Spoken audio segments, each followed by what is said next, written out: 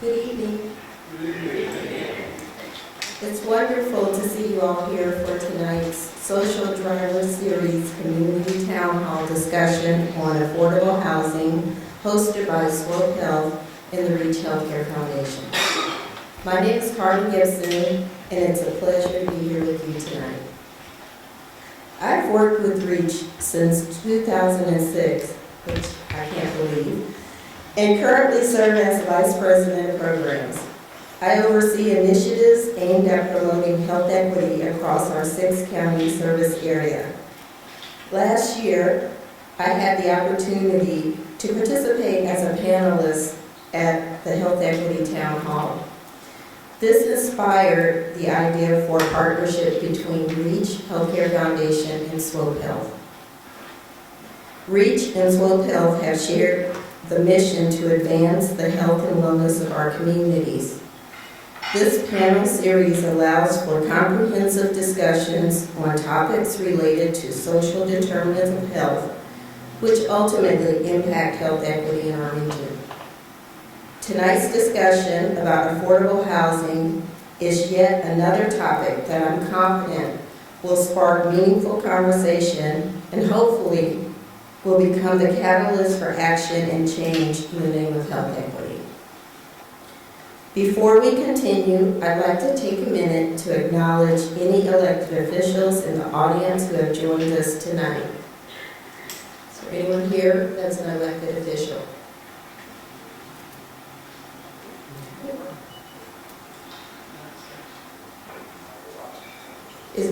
Are they here? Okay. I would also like to acknowledge board members and staff from Swope Health and the Reach Healthcare Foundation. Would you please stand so we can acknowledge you if you are a board member or a staff person from Reach or Swope Health.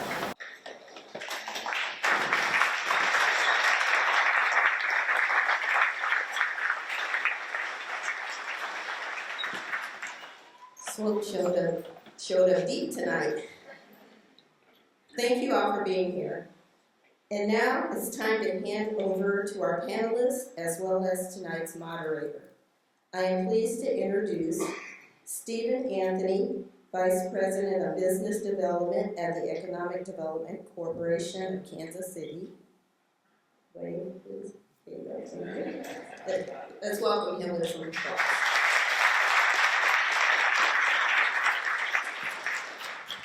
Terrell Jolly, Managing Partner, Senior Agent at Integrity Capital Management.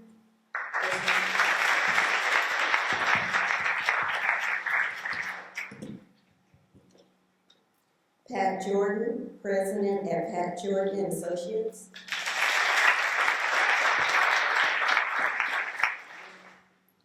Blaine Proctor, Director of Housing and Development for the City of Kansas City.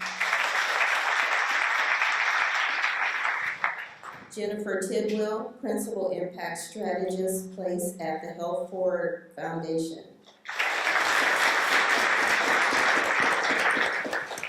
And finally, tonight's moderator, Jaron Raven, President and CEO of Swope Health. Please give him a round of applause. It's all yours, Jaron. I want to thank everyone for being here tonight. I want to start by just talking a little bit about how housing and healthcare are connected. So I want to go through 4 pathways connecting housing and healthcare. The first is stability. A stable home and factors that prevent frequent moving can lead to better health. For example, poor children who move 3 or more times before the age of 5 are more likely to suffer learning disabilities and behavioral health problems. The second pathway is quality and safety. These are homes free of poor ventilation, leaks, infestations, and other environmental factors that impact health. The third pathway connecting housing and healthcare is affordability. Housing affordability is not just about can you afford a home, but rather what quality of life related decisions are you neglecting for being house poor or home poor. By next year, over 13 million American households will spend 50% or more of their income on housing. The fourth and final pathway is neighborhoods. This means living in proximity to high quality foods, groceries, green space, and public transit. Soul Health has been in the business of housing for more than 50 years. We have, since 1991, we've housed those with mental health and mental illness. We have 5 of those locations. Last year, we collaborated with Habitat for Humanity to ensure that over 600 of our employees have accessibility to first-time homebuyer programs. Just a couple months ago, actually, we announced Swole Health Village, which is a $100 million project that includes 200 senior affordable housing units. But we're just one small piece of the problem or the solution. I want to talk a little bit about other folks in Kansas City doing good work. Emmett Pearson and Community Builders. Please stand, Emmett, if you don't mind.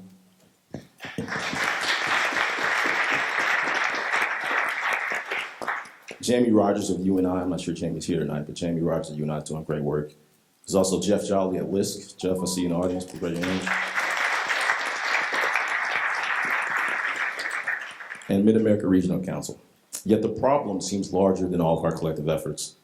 A little bit of stats. The median house sales price in the home of Kansas City reached $250,000. It's an 11% increase from last year. Average rent in Kansas City in November 2020 was a little over $900. Today, it is nearly $1,300. About 20% of Kansas City rental properties are owned by corporations. 8,000 rental units are owned by 5 companies alone. The Mid-America Regional Council has documented a gap of 46,000 units of those that are low income in terms of accessibility to healthcare, to housing. All right, we're going to turn to our panelists. Mr. Anthony, I'm going to start with you. What is a black job? I'm joking. I'm joking. I'm joking. I'm joking. Well,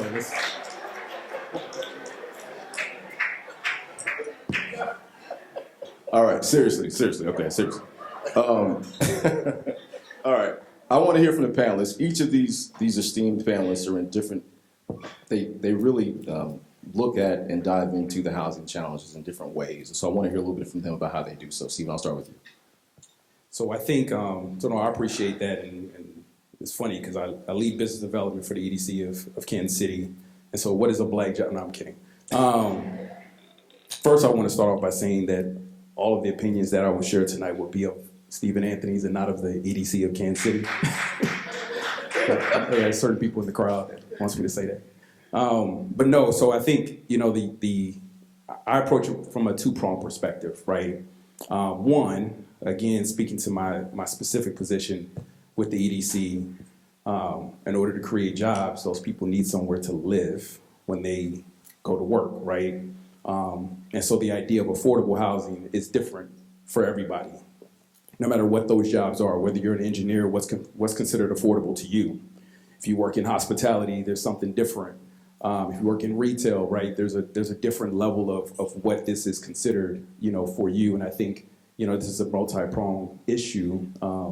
And these are the experts, the subject matter experts up here. I'm just somebody who helps execute. And so the other side of that is, dealing with my specific role as chair of the Central City Economic Development Sales Tax Board, the idea around how do we continue to support, especially within areas that have been historically disinvested in Kansas City, how do we continue to support housing, right? And how do we continue to make sure that those that are in these neighborhoods continue to stay in their neighborhoods while also welcoming folks who want to be a part of the fabric of these neighborhoods. And so those are, a couple of the areas that I focus in, and the reason why I guess I'm a part of the conversation in terms of housing.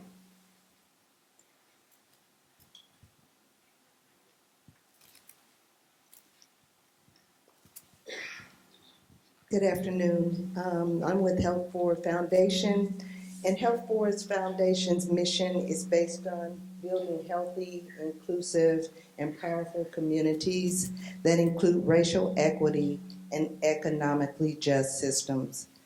Based on these principles, Health Forward has added housing and homeownership, as well as digital equity to their strategic plan. As we all know, there's a crisis in affordable housing that is growing in our region due to more families being cost burdened, which has caused an increase in homelessness, evictions, and foreclosures, and also seeing more families with children on the street. The National Low Income Housing Coalition reports that 76% of Kansas City's region's extremely low-income households are experiencing severe housing cost burden. That means that they pay 50% of their income in rent and utilities. This leaves little resources for education, health care, food, health, and also childcare. We need more housing now. We need a housing and community development framework that is transformational in our communities and creates economic opportunity for all. We at Help Forward are trying to find solutions that create more housing, both preservation and the creation of affordable housing. Thank you. Mr. Jolly. Yes. So integrity capital management is something I created 3/29/2013, 11:43 a.m. to be exact. Instead of keep walking past a problem, I just decided to be part of a solution. I think oftentimes we think you have to do something very, very big, but it's my belief. Let's do block by block, incrementally developing communities. So we focus on, I guess I really don't subscribe to the word affordable. I believe in situational because we built a portfolio out that focus in on where people are actually at. Not an AMI, not a number, but simply where they're at. This problem that we're trying to solve is so huge. From the chronic homeless all the way to maybe the local firefighter that's on the brink of being houseless. And the reality is that we focus in on how we think beyond ourselves and meet people where they at to provide that housing. And the way that I have found the most efficient way, because I don't have the big money yet, right? No, I'm joking. I don't have the big capital partners. It's just me bankrolling every project that we do, but I really believe in rehab. Kansas City has a lot of beautiful assets that sit within the community that we can acquire, get them up running 120 days or less, as long as the permitting department works with us, and we could be very, very. You can expect some change though, But as long as we can do that, we can officially put people in homes. So I'm just a small piece to the answer to the problem.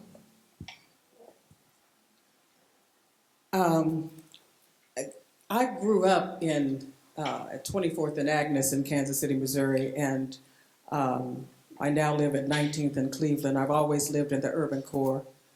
The motivation for me was watching with despair how the neighborhoods that I grew up in were deteriorating.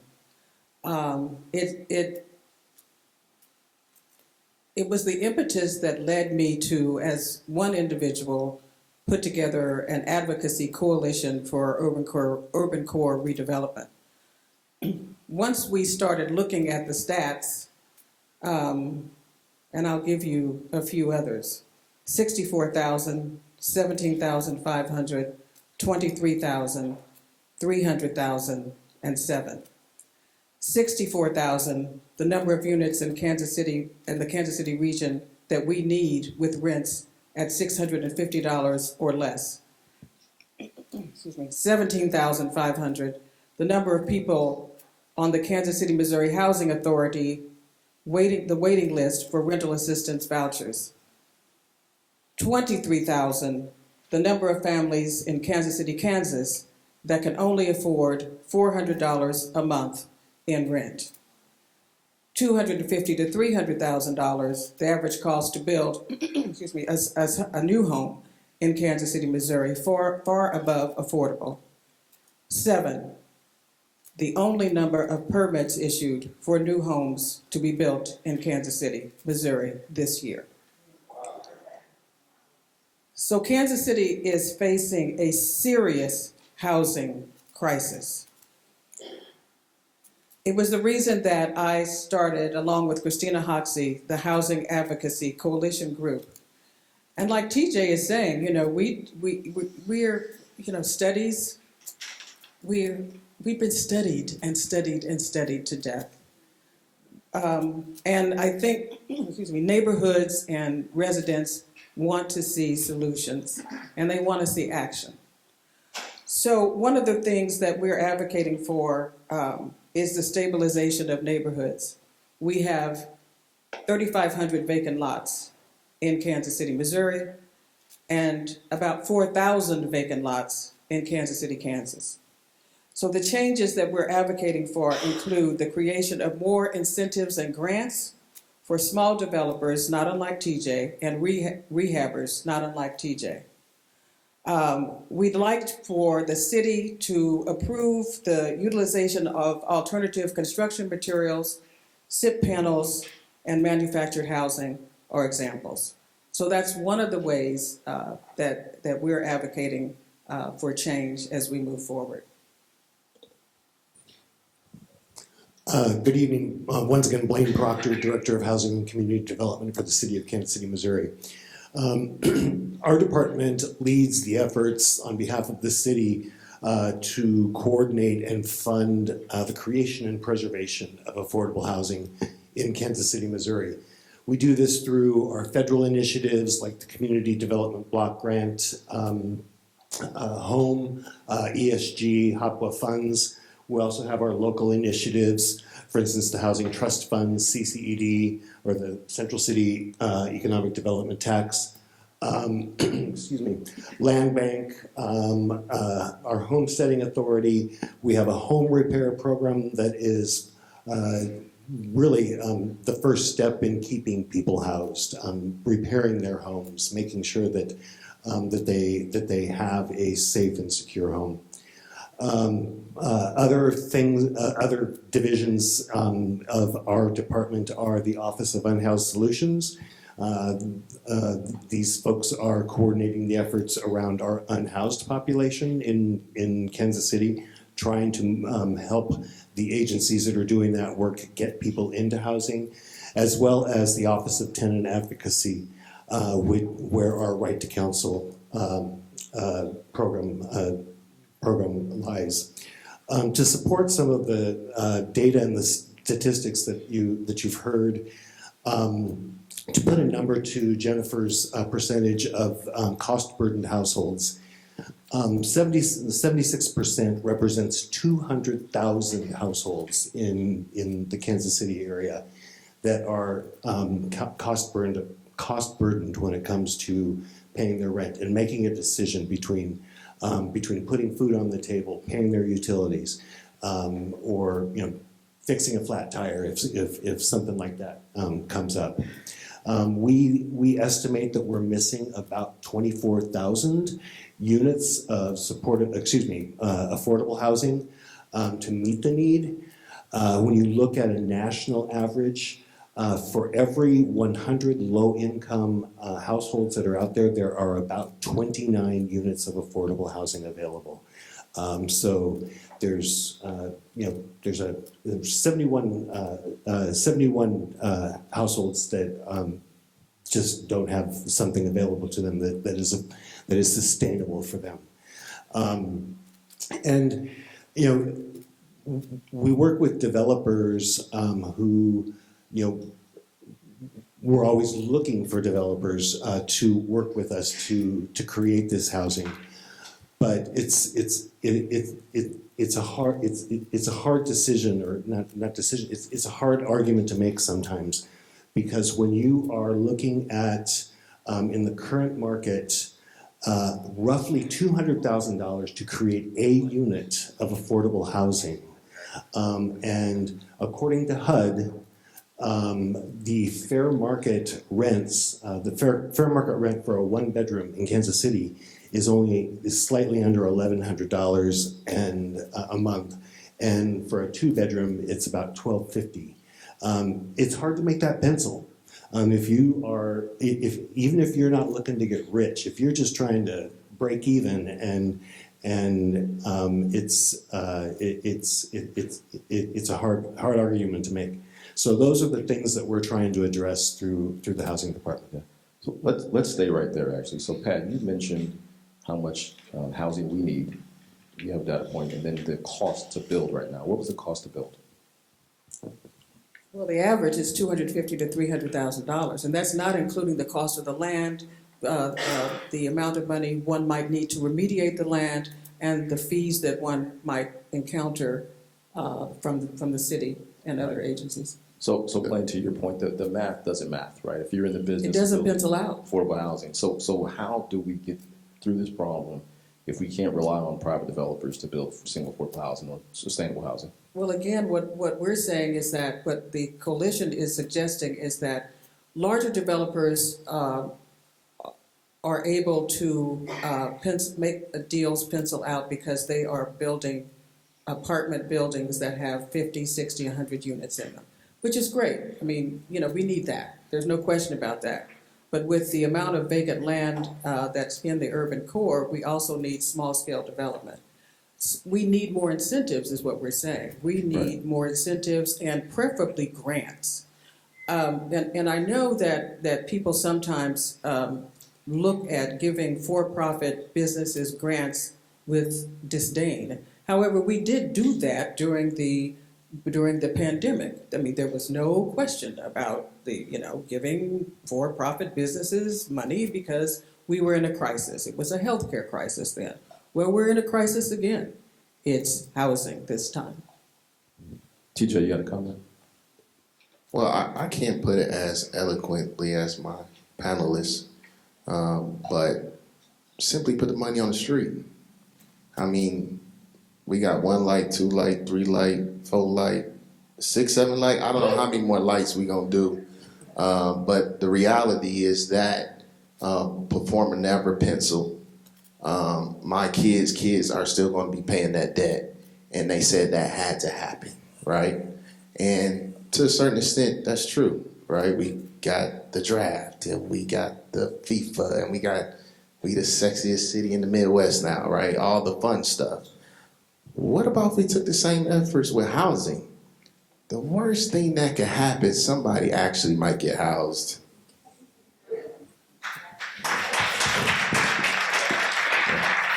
Well said, Blaine. Something that we just recently initiated with the help of one of our councilwomen, and we'll be initiating it in another district. It's in the Washington Wheatley neighborhood. Was a housing accelerator program where we took land bank properties and essentially sold them for $1.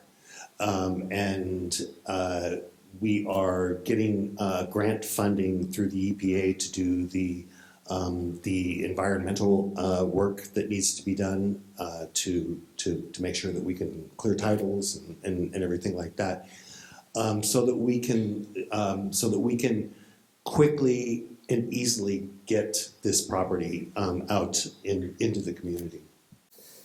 I think one of the things that we're hearing, I'm probably about to say something controversial, is there are a lot of really good ideas, right? Like, we've heard a lot of these same ideas over the years. All those different solutions that Ms. Tidwell just mentioned, that Ms. Jordan just mentioned.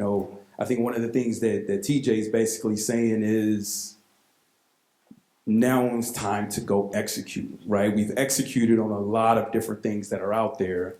What is prohibiting us from the execution side of it? And I think, to be honest, in conversations I've had with Atlanta, and their housing innovation folks, it was really just a matter of will, right? From the top to the bottom, from their elected officials. Their mayor came out directly and said, I want X amount of units built by this date, period. I don't care how you get there. I want this amount of units built, right? And that is a directive to the folks in the city. That's an opportunity to collaborate with private developers, to nonprofits, to foundations. You bring all those folks to the table, but you have to have the will, right? And it has to start somewhere. And I think that's where Kansas City is still learning and growing in that way. How do we pull together that wheel from all the different great ideas that we have, and folks get out of their individual silos and say, how do we pull this thing together to go ahead and execute? To support what you're saying, Stephen, it's, Kansas City is not past the point of no return when it comes to the affordable housing challenge or homelessness or anything like that. I think that we need to recognize as a city, as a community, that no one entity or organization or anything like that is going to end this. We have to do it. It has to be a community-wide effort. The city can't do it on their own. Nonprofits can't do it on their own. Developers can't do it on their own. It has to be everybody coming together and agreeing that we're going to address this, and we have to have the political will to do that.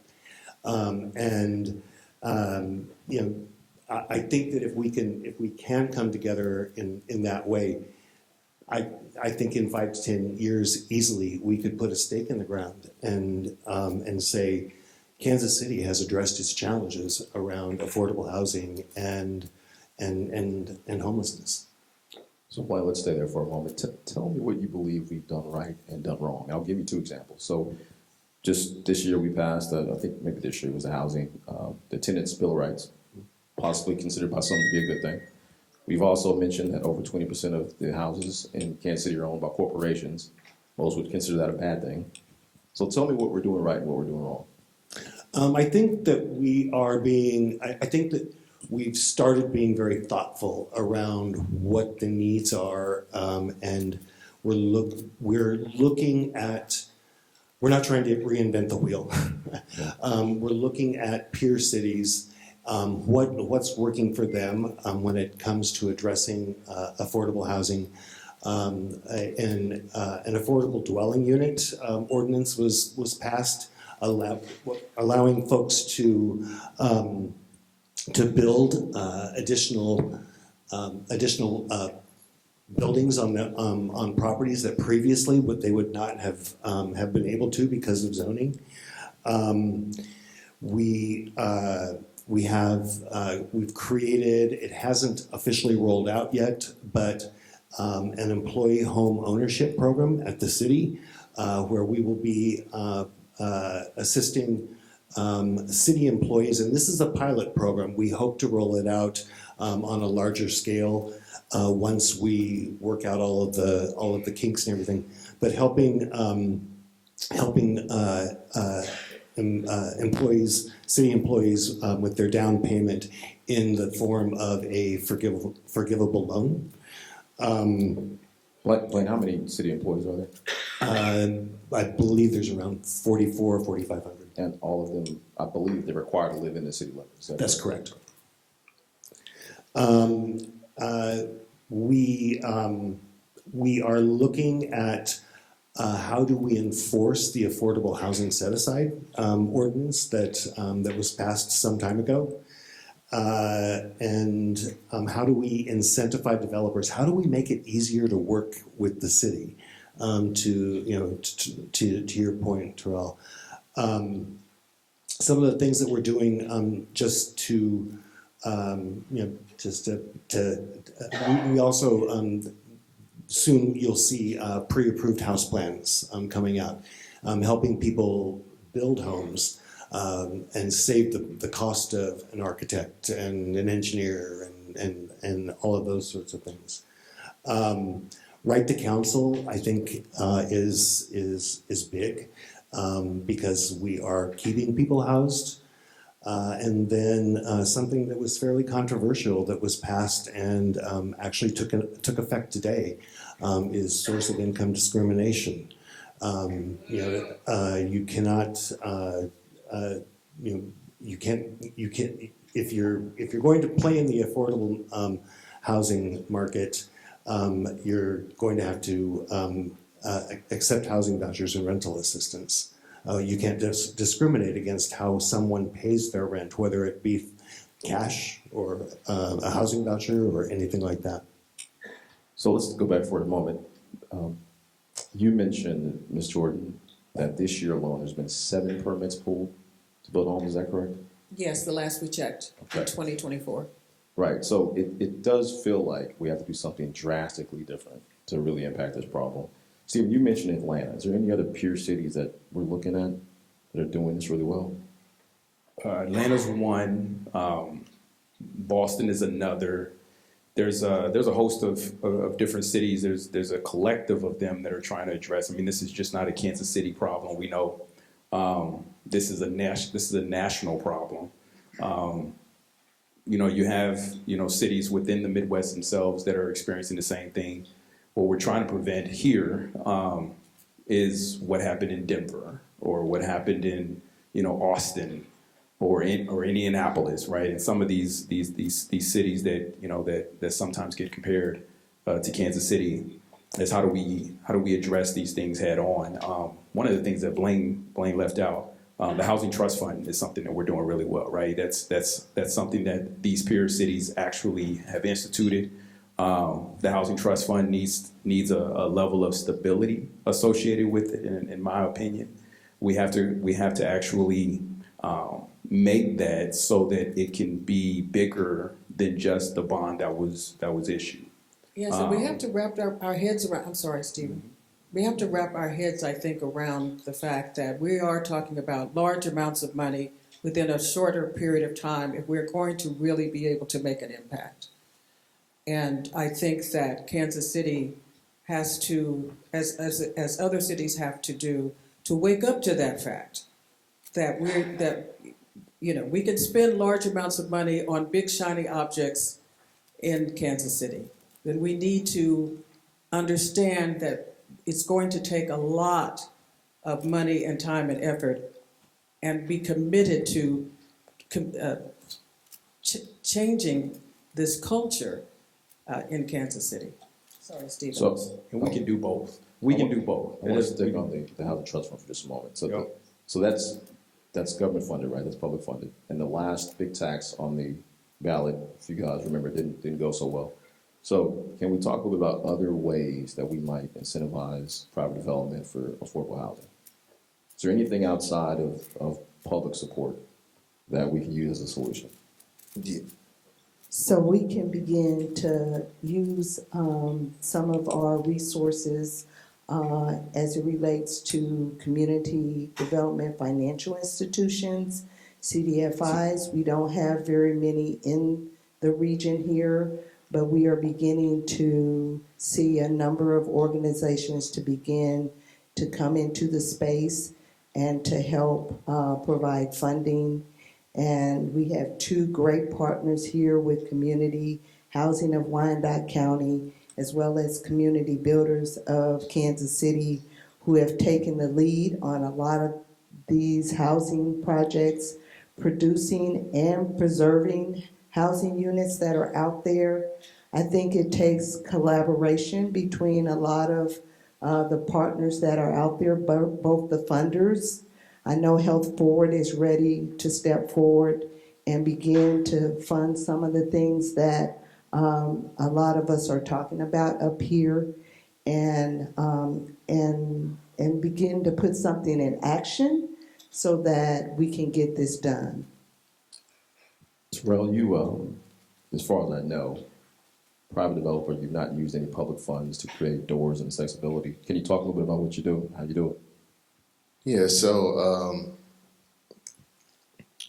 I just simply throw all my skin in the game. How I originally got started was using a home equity line of credit on my home, and went to one property to add it up to a decent sized portfolio. Some people might call it the BRRRR strategy: buy, rehab, rent, refi, repeat. A real good component that has been a help in the state of Missouri. You can acquire a home through the Abandoned Housing Act. I think that is a good tool when used responsibly. I want to stress the word responsibly. I think it's a great tool to empower local incremental developers to essentially call out-of-state absentee landlords to the rug and take our communities back.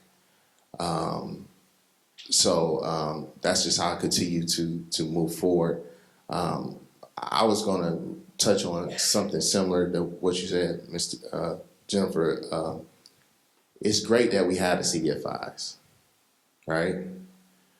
But we need them to perform.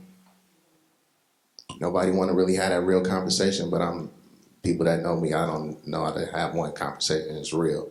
Our CDFIs don't perform in our market. They're terrible. The reality is that, that funding can make a true impact. It can make a true impact in our community. We had one of the hugest opportunities within the most challenging times with these interest rates. So when you have those cash buyers that's sitting in California and Denver that's taking over our market, these CDFIs could have performed locally and empowered local investors to then come in and swoop, acquire the properties, sit a little while to after the election, I guess at this point, because we're not seeing those tax rates break any soon. And then that money would get pushed right back into those banks. It would have built a real ecosystem, but that was an opportunity missed. The other thing is that I think we need to really see and track where these CRA dollars are actually going and being good stewards over it. And we're hoping that several new CDFIs are going to come into this space because a lot of them don't work in the housing space. They work either in the entrepreneurial space or other type things that are permissible. Not very many housing CDFIs. And we know that the CDFI eligibility is open again, and we're hoping that some of our local folks will begin to apply and be able to be those CDFIs that really work well with incremental developers like Terrell, because that is a lifeline. We're also thinking about doing some revolving funds at our foundation to help these incremental developers and to scale up the ecosystem that's available here. Question for Pat and Stephen. So we talked about CDFIs, nonprofits. Obviously, the city has a play, but who's not at the table? Who is not at the table for this housing crisis? I was going to go back to that point. Kansas City has done a fantastic job of leveraging both state and federal dollars, right? I think we have elected officials in the room who have done a great job for getting Kansas City way more money than what we've gotten in the past. I can feel Senator Washington looking at me right now, which I'm giving her kudos because she's done a fantastic job for us. But at the same time, those locally haven't done the best job of creating the relationships with the state where we can leverage more of those dollars here in Kansas City. And also tapping federal dollars, right? Because at the end of the day, that's the only way you're going to be able to make a dent. With the number of units that Pat mentioned earlier, that Blaine has mentioned, the total number of units that's needed. Kansas City alone is not going to be able to hit those numbers by itself, right? It's just not. The numbers just doesn't make sense. Kansas City, Missouri doesn't have the money to be able to hit that total number of units. We got to be able to collaborate more, both state and federally, in order to really make a dent in those numbers. And hats off to the Health Forward Foundation because they have stepped forward. And Jennifer, thank you for representing them today to realize that housing and health go hand in hand. I mean, there's absolutely no question about that. And we would love to see more foundations come to the table and talk about that in that vein. What's also interesting is that I'm beginning to meet some private investors who are interested in working with minority developers in partnership east of Troost. And we didn't see that before. And so that's very encouraging. Let's stay there for a moment. The rates of black ownership in Kansas City are significantly lower than the national average. It is worse today in America than it was in 1968 when the Fair Housing Act was passed. You just talked about East of Troost. We know the demographics of the communities there. The ability to generate wealth is in some ways centered around home ownership. And that dream is slipping away from most of America and a lot of Kansas Cityans. Help me with that. We have to be deliberate about the solution in these communities. What does that look like? Sorry, no, go ahead. Go ahead. You want to go? You're on the road, Pat. Go ahead. That's dangerous. So, are you talking about gentrification? No. I didn't say it, but it certainly is an element of it. I think that I think displacement is one portion of it, but absent of that, the ability for folks that look like me and first and family graduates from college to generate wealth and pass that on to people in our family from buying a home.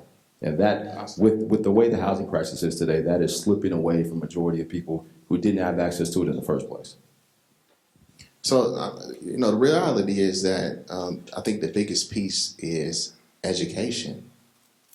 When we talk about, generation wealth through home ownership, that only comes in two capacities. People just say this blanket statement, but they don't really analyze it.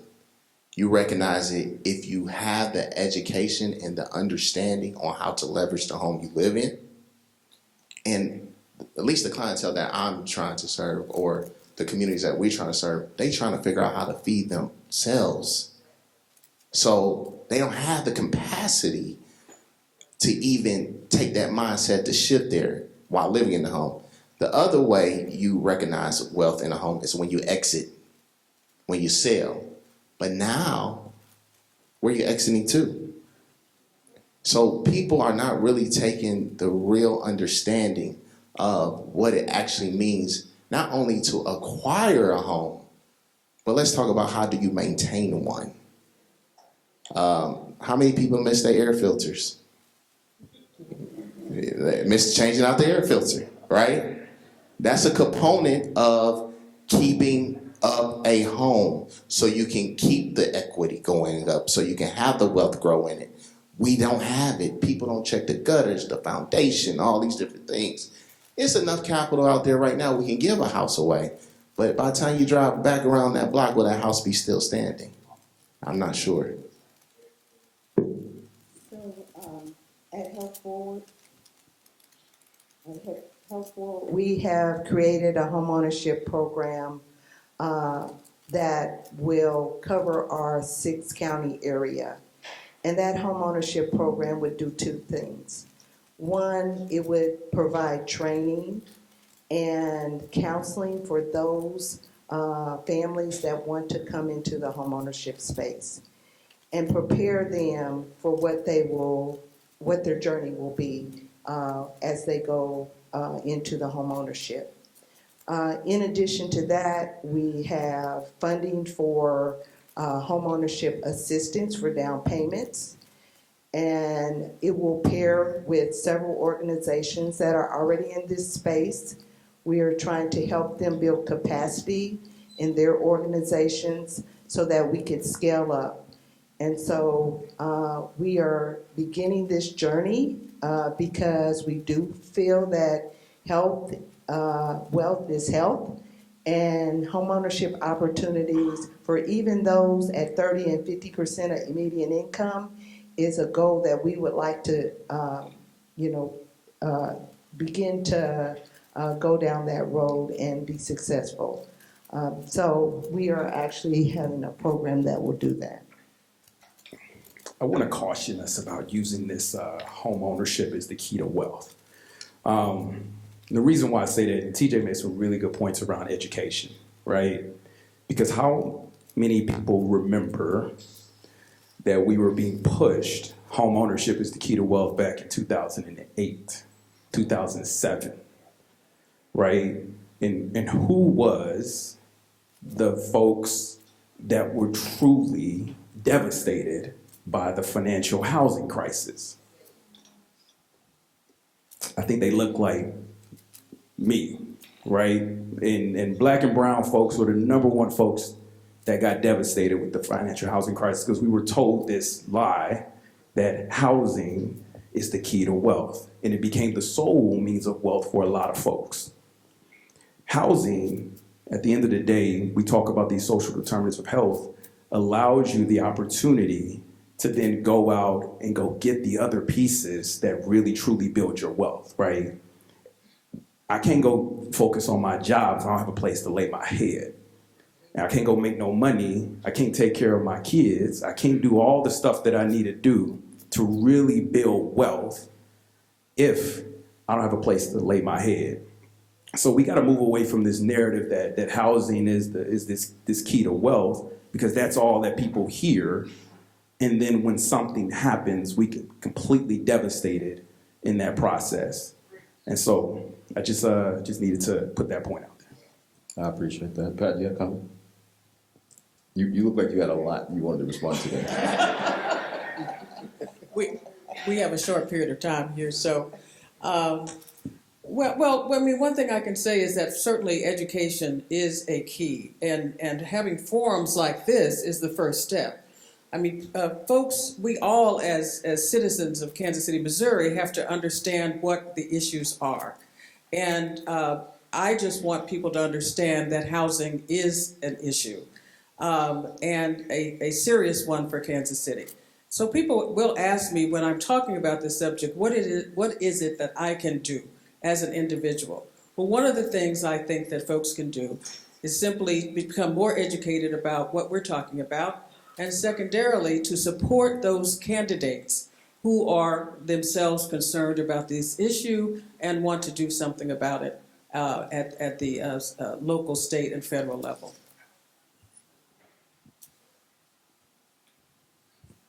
Blaine, any comments about what the city, looking for the remainder of this year and the next year, what the city may be contemplating in terms of housing initiatives?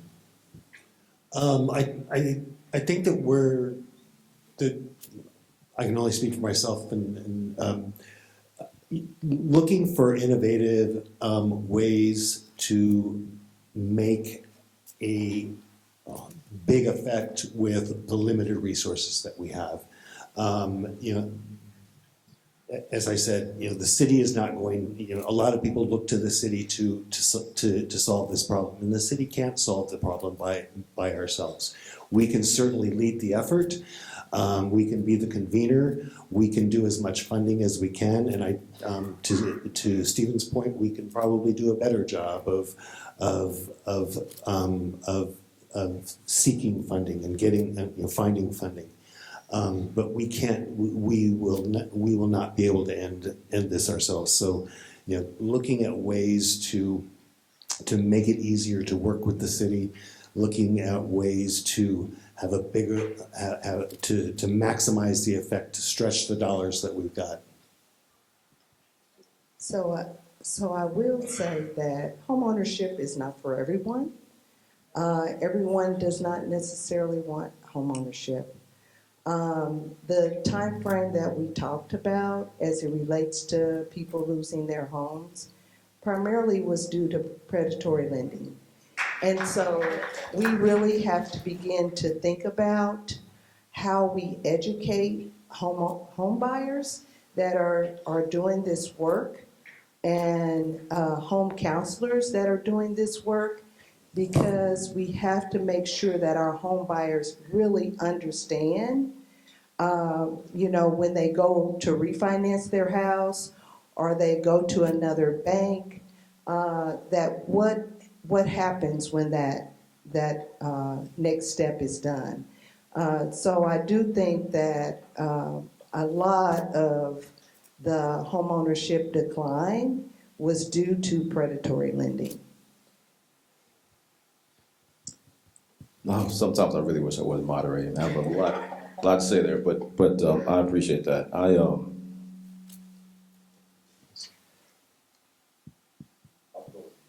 Pat, you talked a little bit about East of Truth. You're focused on certain neighborhoods. Am I correct about that? There's certain communities you're focused on? Underserved neighborhoods. Okay. Tell me where exactly you're doing that work. Well, primarily in the 3rd and the 5th districts on the Kansas City, Missouri side. I mean, that's where most of the vacant lots are.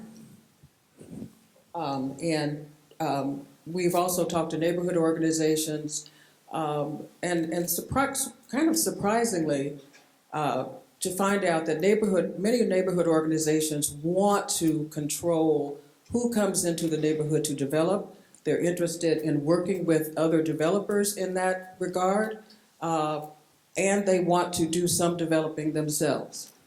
That's one of the things that we're finding out.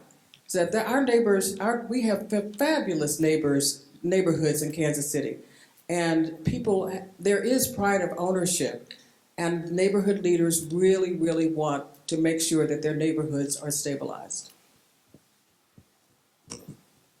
Blaine, you mentioned the right to counsel being passed and effective today. Can you talk a little bit about that? What is that exactly? Actually, right to counsel passed some time ago. What went into effect today is source of income discrimination. Can you talk about? I apologize. Can you talk about that a little bit? Sure. So it's become, unfortunately, pretty common for landlords to not accept tenant-based rental assistance or housing vouchers. People who are receiving a rental subsidy. You can look at ads on Craigslist or in various rental publications that say no Section 8, no housing choice, things like that. There are landlords out there who will not accept your rent payment if it is in cash. You have to have a check or a cashier's check. And so what source of income, the source of income discrimination ordinance does is eliminates that. And what it doesn't say is that if you are the property manager at One Light and somebody walks in with a housing choice voucher, you have to take it. It's not telling every landlord that they have to provide affordable housing. The gateway into this is that you are playing in the affordable housing market.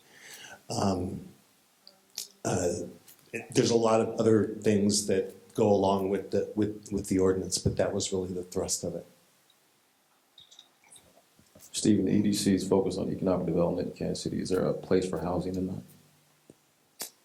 Absolutely, because housing is a part of your overall kind of economic development strategy, right? And so just recently, as last year, our director of land development specifically worked on the East Side Renewal Plan, which certainly is a help to, like I said, to those areas that have historically been disinvested, and being able to freeze property taxes for a certain period of time.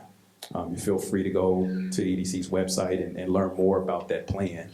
But it is one piece of that. But we have to really start thinking about housing more strategically and more cohesively. And I'm going to reiterate this because of the fact that we're currently working through overall economic development strategy, and housing is one of those things. We've just named a ton of different programs and opportunities and all of these different players that are doing this work.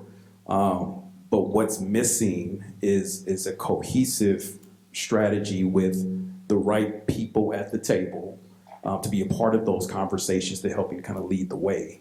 And I think that's where we're struggling because I kind of put it to when you give a child something to play with and they're trying to build something, right? And they're working on it, but they're just focused on one piece of it. And so that one piece falls apart. They're just going to focus on putting that one piece back together. And you got to show them like, hey, no, this is a part of overall everything in order for you to put this together.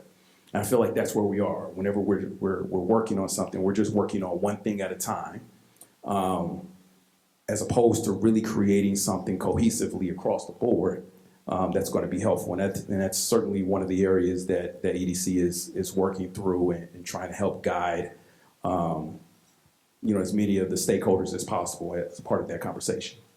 So let me have a backup to that question. So to your point, Anthony, I'm looking at all the anti-violence work that's happening right now with Kansas City 360, a number of other institutions. There doesn't seem to be the same movement around housing in terms of stakeholders coalescing together. And so can EDC be a convener, or who would be the best convener for that type of group?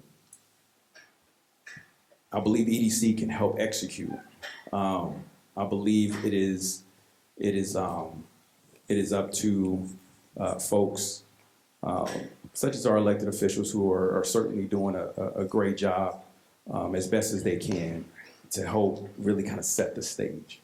And if that stage gets set, then you allow an organization like EDC to then go and execute on the plan that has been put forward. Another comment. And I do believe that collaboration is absolutely key, and collaborators that want to put, these programs in action. And so I do believe that Stephen is correct. But I do also think that we need to be talking to our communities first, that they should be our guiding light. And as we move forward, we need to make sure those stakeholders understand what we're doing and also are able to be a part of that conversation. Advocacy is also a really important piece of this. As we advocate, we need to be advocating at all levels, state, federal. We need to be advocating for affordable housing and more funding across the board. Thank you. Closing comments before we turn to the audience for questions. Anything you want to mention? I'll just reiterate what everybody's talking about. This is not, and I've said it a couple of times, I think, while I've been sitting here. Nobody's going to do this by themselves, and we've got to have collaboration. We've got to have cooperation. I think one of the other things to keep in mind is there is not a one-size-fits-all solution to ending affordable housing, the affordable housing challenge. Because there's very unique needs among the people that need affordable housing. What works for a senior who's looking for affordable housing does not work necessarily for a family. And so I think that we, and the affordable housing issue presents itself very differently in every community. So I think that we have to, as we're collaborating, we need to make sure that we're looking at the entire spectrum of the need. I just want to thank you for this opportunity, this forum. I want to thank the audience participants for coming. It's not Patrick Mahomes, and but just as important. Thank you. I guess, I was just asked to leave with some action items, right? We're not closing just yet. We got audience questions. Okay, you said final comments, right? Oh, okay. I'll come back to it. All right. I'm going to go with audience questions first. I'll come back. I promise. All I right. got you. No I got you. problem. I got you. Don't worry. All right, Antoine Daniels. Antoine, where's Antoine? I just saw him earlier. All right, there we go. All right. What current restrictions or bottlenecks hinder alternative material development? What current restrictions or bottlenecks hinder alternative material development? And this was mentioned earlier, I think, by you. Ms. Tidwell, you may have mentioned it actually. Or Pat, you mentioned it, sorry. So funding gaps, that's typically the biggest piece is trying to build your capital stack so that you're able to get to the finish line.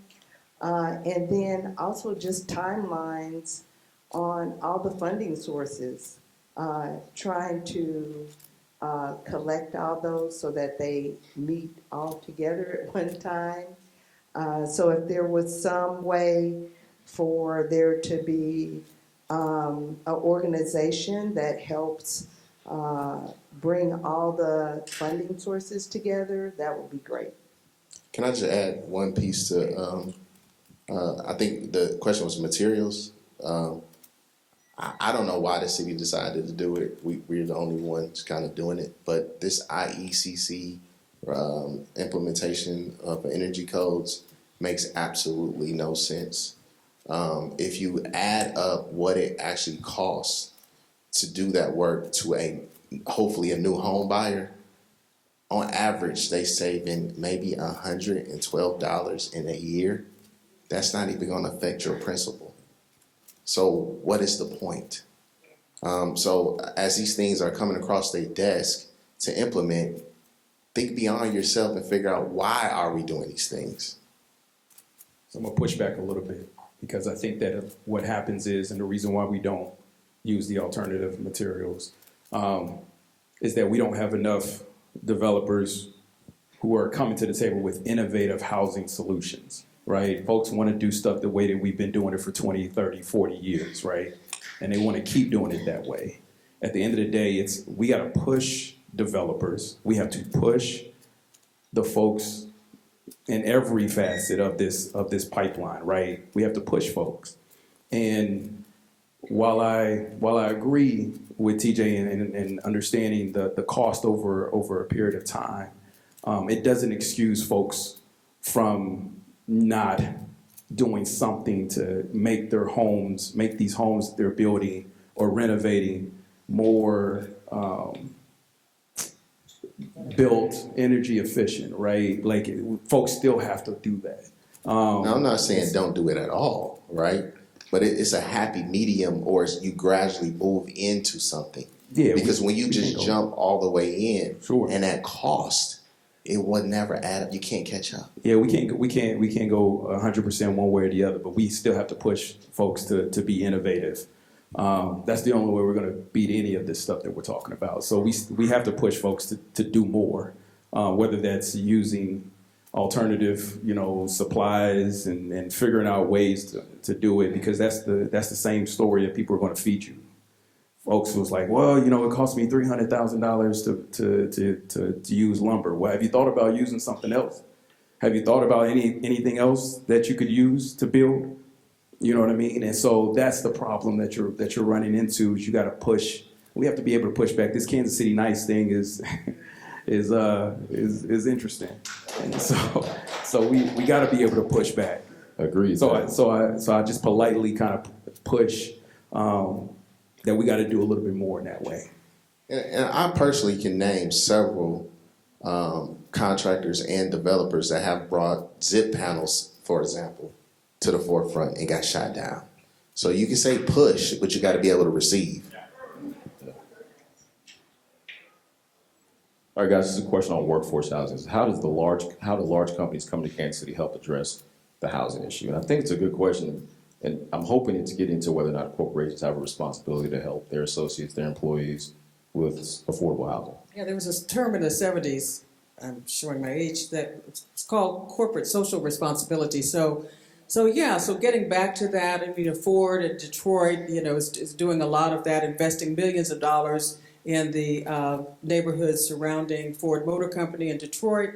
We would like to see that happen in Kansas City. Corporations that are coming into Kansas City, and as well as those that are already here. It certainly would be helpful in terms of the urban core.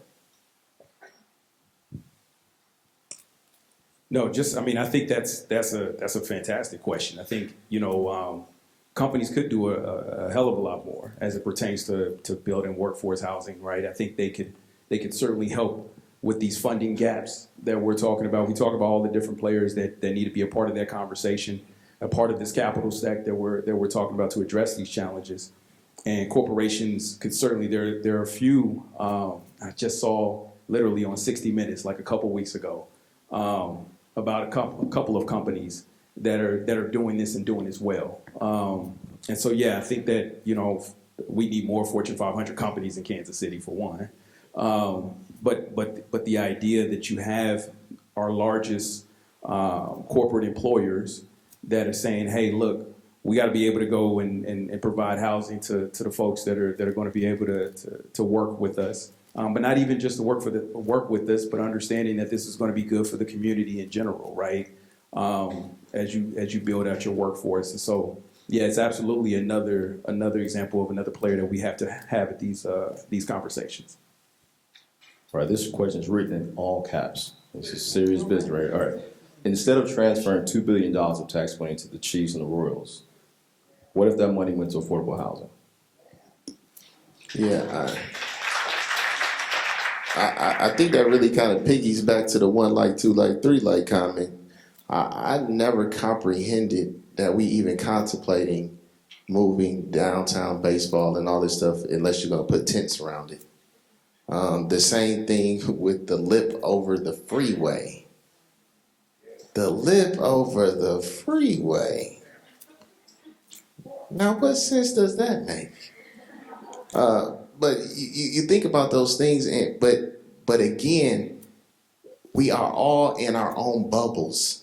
So we are in a housing crisis, but I think some people at the table, because they might walk outside in their beautiful Brookside home or whatever the case may be, and may not realize that we really are in a crisis mode until you get touched at a Chiefs celebration parade. Because what I'm telling you, if we don't resolve this housing solution, you're going to keep having instances like that come up. Because when you have a home, you have hope. And that's what people need. They need hope. And I think advocacy is so important here. This is something that Kansas Cityans and the metropolitan area really need to begin to coalesce around and have great advocacy. I think that's the only way we move forward with big dollars going into housing, is that people say this is absolutely necessary that we do this, and everybody is in agreement that we have to do this. It's no, saying that it can wait for everything else that needs to be done. I also think we got to get away from this zero sum mentality, right? I think this whole concept of it got to be this or it got to be that. Kansas City's on the rise. Kansas City has a tremendous amount of hope and belief, and there's a ton of great things happening in this city, and we have the capacity to do it all. It's the intentionality that is the challenge, right? You got to be able to be intentional around saying, I am going to continue to support nonprofit developers who have done this and continue to be doing it right? And I'm going to continue to support incremental developers like TJ that are doing this and doing it right and putting my money where my mouth is, right? Like there's intentionality around that we're not seeing. And so we can do it both. It doesn't have to be zero sum. I think we can walk and chew gum in this city at the same time. We can continue to do all of those things. Great points. It's an interesting question. Are there plans to change zoning to encourage more multi-development housing? Has that been a conversation? I think that is something that we're looking at. I'm not going to speak for the planning department, I could get in a lot of trouble that way, but Go ahead. I haven't had my year anniversary yet. But I do think that we have to start looking at zoning. If we're, it's one of the tools, it's one of the resources that we have to address the challenge. ADUs, accessory dwelling units, different forms and fashions and ways that you can build on single-family lots. We need to take, as a city, we need to take another look at all of that, yes. We do allow ADUs now. There was an ordinance passed that to allow ADUs. So we took a baby step. All right, this is an interesting question. Community grants, if they're based on disadvantaged communities, how can this problem end? These awards should be based on success-based funding. So what this question is getting at is whether or not intentionality in giving funding to certain communities, as opposed to TJ's point earlier about CDFIs, institutions that have a proven track record in developing affordable housing. Any thoughts on that? I'm gonna go back to this. That almost leads me to believe there's an assumption that folks that are doing this work within disadvantaged communities aren't built to be doing this work. I can name one guy with a great suit on right in front of me. Besides Jaren, Emmett Pearson is doing this work with community builders and has been successfully doing this work, right? And so it is something that I see quite frequently, that there's this assumption that if you're doing business within a certain part of town, that you cannot do it well, or you're doing less than type of work. And we have to move away from this narrative, because there are folks who are doing a tremendous amount of work and they're doing it well. And I think those folks need to continue to be at the table as we're having these conversations, and continue to kind of build on the success and learning more about how are they doing what they're doing, so that we can duplicate those efforts across. Pat, you have any thoughts on that? Blake? We're in the housing department. We're trying to we're looking at what we're funding through hopefully through a different lens, trying to find developers big and small who are ready to build or develop. We are exercising some options that we haven't exercised in the past, because so many there's a lot of projects out there that come to us with a great idea, but aren't necessarily prepared. And so we're looking at recapturing funds that have been awarded and maybe have sat there for a while, and while the developer or builder, whoever, tries to complete their capital stack and things like that. So we're looking at maybe changing the narrative of the way we've been funding. And so our coalition is also advocating, just piggybacking on what you were saying, that the developers, small developers, neighborhood organizations, and even some emerging developers who may need and want more information and training. So we're advocating for something to be put into place which would provide that for them. In addition to the gap funding, be it loan, forgivable loan, or grant, so that you bring all of those elements together, and then those folks are ready to go to City Hall and go to CCED with their projects. And now we're going to move to closing comments. And Blaine, I'll start with you.